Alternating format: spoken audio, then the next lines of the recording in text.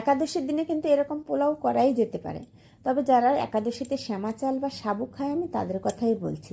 তো আমি কিভাবে করেছিলাম আজ সেটাই তোমাদের সঙ্গে শেয়ার করলাম।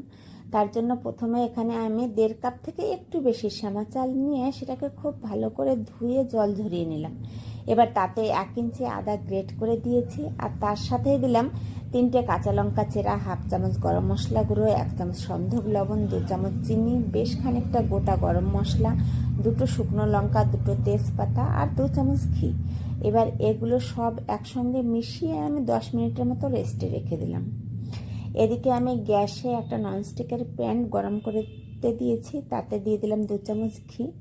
এবার তারই মধ্যে দিয়ে দিলাম 2টো খুব ছোট ছোট করে ডুমো করে কেটে রেখেছিলাম আলু। সেই আলুগুলো দিয়ে অল্প সন্ধব লবণ দিয়ে আলুটাকে বেশ লাল করে ভেজে নিলাম।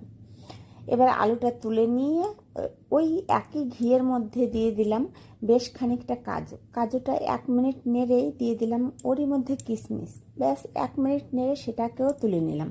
সেম প্যানেই আমি আর ঘি দিলাম না, যেহেতু শ্যামা চাল আমি ঘি দিয়েই মেখে রেখেছিলাম।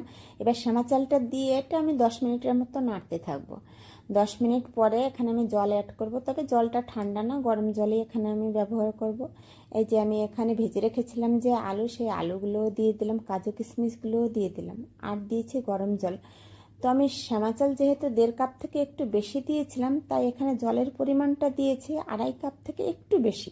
এর থেকে জল কিন্তু কেউ বেশিও দেবে না, আবার কমও দেবে না। তারপরে দিয়ে এখানে আমি 5 মিনিটের মতো ঢেকে রেখেছিলাম। ঢেকে ঢাকনা খুলে একটুখানি নেড়ে আরও 5 মিনিটের মতো ঢেকে দিলাম। তারপরে রেডি আমার এরকম টেস্টি টেস্টি শ্যামা চালের পোলাও।